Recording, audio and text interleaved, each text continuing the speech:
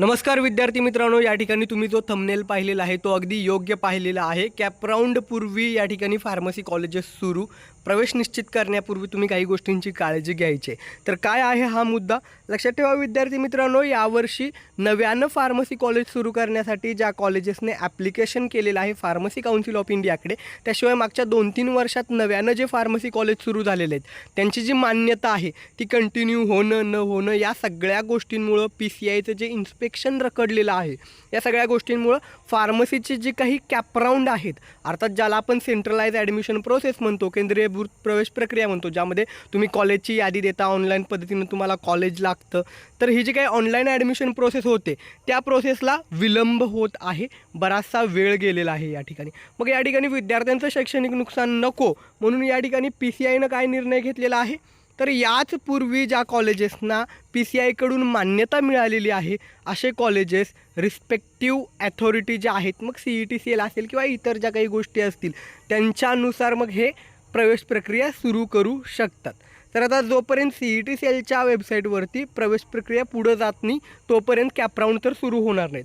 दरम्यान मग असा वेळ जात असताना विद्यार्थ्यांचं शैक्षणिक नुकसान नको म्हणून या ठिकाणी काही कॉलेजेसनी प्रवेश प्रक्रियाही सुरू केलेली आहे। प्रवेश प्रक्रिया म्हणू शकत नाही आपण त्याला, त्या ठिकाणी त्यांनी शैक्षणिक जी काही ॲक्टिव्हिटी असतात, या ठिकाणी अकॅडमिक ॲक्टिव्हिटी, शैक्षणिक ज्या काही अभ्यासक्रम सुरू करणं असतात तर ते सुरू केलेलं आहे। तर या ठिकाणी तुमच्या जवळपासच्या कुठल्या कॉलेजवरती जर या ठिकाणी फर्स्ट इयरचा अभ्यासक्रम सुरू करून दिला असेल तर तुम्ही त्या ठिकाणी नक्कीच जॉईन करू शकता, पण त्या ठिकाणी जॉईन करण्यापूर्वी तुम्ही काही गोष्टींची काळजी घेणं गरजेचं आहे। लक्षात ठेवा, कॅप राऊंड अर्थात ऑनलाईन पद्धतीनं कॉलेजची नावं देणं आणि एखाद्या कॉलेजला ऑनलाईन पद्धतीनं तुमचा नंबर लागणं या गोष्टीला अजून अवधी आहे। तुम्हाला फक्त अभ्यासक्रम जाणून घ्यायचा आहे, अभ्यासक्रम सुरू व्हायचा आहे असं जर वाटत असेल तर एखादं कॉलेज जॉईन करा, पण ते कॉलेज जॉईन करण्यापूर्वी त्यांच्याकडून एका गोष्टीची खबरदारी आणि खात्री घ्या की आमचं या ठिकाणी ज्यावेळेस ऑनलाईन नंबर लागेल, कॅप राऊंडसाठी आम्ही कॉलेजची यादी देऊ त्यावेळेस तुम्ही आम्हाला बंधन टाकू नये की ते तुमचंच कॉलेज आम्ही टाकलं पाहिजे। कारण लक्षात ठेवा, या ठिकाणी बरेचसे असे जुने कॉलेजेस जरी असतील किंवा नवीन कॉलेजेस असतील की त्यांच्या ठिकाणी ॲडमिशन होत नसतात। मग असे कॉलेजेस काही वेळा काय करतात की त्या ठिकाणी तुम्हाला अट लावू शकतात की आम्ही अभ्यासक्रम सुरू करतो त्यामध्ये तुम्ही पार्टिसिपेट करू शकता, पण ते तुमचे डॉक्युमेंट जमा करून घेतील ओरिजिनल, किंवा मग कॅप राऊंडचा ऑप्शन फॉर्म भरताना तुम्ही आम्ही सांगतोय त्या पद्धतीनं भरला पाहिजे किंवा आमच्याच कॉलेजचं नाव पहिल्या क्रमांकावरती टाकलं पाहिजे, अशा अटी घातल्या जाऊ शकतात। लक्षात ठेवा, माफ करा मी खूप उघडपणे काही गोष्टी बोलतोय, अशा गोष्टी या होत असतात। या ठिकाणी लक्षात ठेवा, काही यूट्यूबर आहेत ते तुम्हाला अशा गोष्टी सांगतील की तुम्हाला कमी गुण असतील तरी आम्ही कॉलेज मिळवून देऊ, 20% असो, 30% असो, 40% असो, तरी आम्ही तुम्हाला ॲडमिशन मिळवून देऊ, आमच्याशी संपर्क साधा, एवढं डोनेशन भरावं लागेल किंवा विदाऊट डोनेशन ॲडमिशन देऊ। तर हे कुठल्या कॉलेजची नावं तुम्हाला सांगतील? अशा कॉलेजेसची नावं सांगतील की जिथे ॲडमिशन होत नाही, जिथं तुमचं शैक्षणिक नुकसान होऊ शकतं। शिक्षण हे घ्यायचं आहे ते तुमच्या भविष्यासाठी, करिअरसाठी तुम्ही घेताय, त्या ठिकाणी कुठल्याही गोष्टीचं कॉम्प्रोमाइज करू नका। आणि जे कुणी तुम्हाला हे ॲडमिशनबाबत कमी मार्क्स असलेल्या विद्यार्थ्यांची फसवणूक करतात अशांपासून लांब राहा। पहिली गोष्ट एक जाणून घ्या की त्यांची शैक्षणिक पात्रता काय आहे। बरेच जण कोणीही हल्ली यूट्यूबवरती उठून माहिती सांगतं, कुठल्याही वेबसाईटवरती उठून माहिती सांगतील किंवा कुठून तरी आपल्याही चॅनलवरची माहिती ऐकून तीच माहिती पुन्हा दुसऱ्या शब्दात सांगणारे देखील लोक आहेत। तर अशा लोकांपासून पहिली गोष्ट सावध राहा। दुसरी गोष्ट, कॅप राऊंड सुरू होण्यापूर्वी काही ठिकाणी अभ्यासक्रम सुरू केलेला आहे, तुम्हाला जॉईन करायचं असेल काही काळासाठी तुम्ही जॉईन करू शकता, कुठलंही बंधन नाही। फक्त त्या ठिकाणी त्या कॉलेजेसनं विचारा की या ठिकाणी ज्यावेळेस कॅप राऊंड सुरू होतील, खरं तर नियमानुसार ज्यावेळेस कॅप राऊंड सुरू होतील त्यानंतर विद्यार्थ्याला चॉईस आहे की त्यानं कुठल्या कॉलेजला कुठला प्रेफरन्स द्यायचा। एखाद्या विद्यार्थ्याला चांगले गुण जर असतील, तर निश्चितच त्याला एखादं चांगलं कॉलेज मिळणार आहे, नामांकित कॉलेज मिळणार आहे, टॉपच्या कॉलेजला तो ॲडमिशन घेऊ शकतो, ते कॉलेज जरी आत्ता सुरू झालं नसलं तरी। त्यामुळं जवळचं जर कुठलं कॉलेज कॅप राऊंड सुरू होण्यापूर्वी अभ्यासक्रम सुरू करत असेल तर त्या ठिकाणी तुम्ही ॲडमिशन तात्पुरतं घेऊ शकता, पण ते ॲडमिशन कायमस्वरूपी नसावं। ज्यावेळेस कॅप राऊंड सुरू होतील तुम्हाला ज्या कॉलेजला प्रवेश घ्यायचा आहे तिथं तुम्ही ॲडमिशन हे निश्चित प्रकारे घेऊ शकता।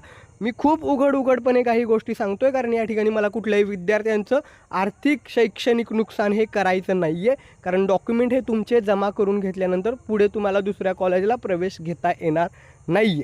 आता या ठिकाणी एक विद्यार्थी आहेत आपले ॲडमिशन मेंबरशिप घेतलेले, एका विद्यार्थ्यानं असं सांगितलं की त्यांच्या जवळपास कॉलेज आहे आणि त्यांनी सांगितलेलं आहे तुम्ही कॉलेज अटेंड करू शकता आणि तुम्हाला हवं असेल तर तुम्ही आमच्या कॉलेजचं नाव कॅपराऊंडमध्ये टाका, अदरवाईज तुम्हाला दुसरीकडे कुठं घ्यायचं आहे तरीही घ्या, केवळ विद्यार्थ्यांचं शैक्षणिक नुकसान नको यासाठी आम्ही या ठिकाणी अभ्यासक्रम सुरू केलेले आहे. असेही काही कॉलेजेस आणि आहेत चांगले कॉलेज.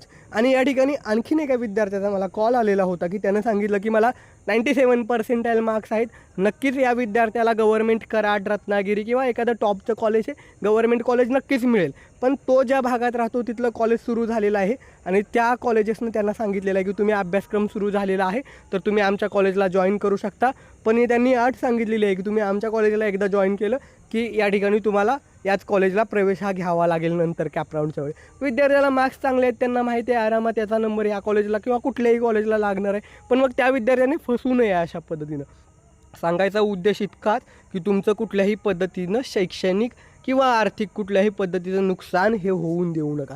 मी हे फक्त फार्मसीच्या कोर्सबद्दल सांगतो आहे अशातला भाग नाही.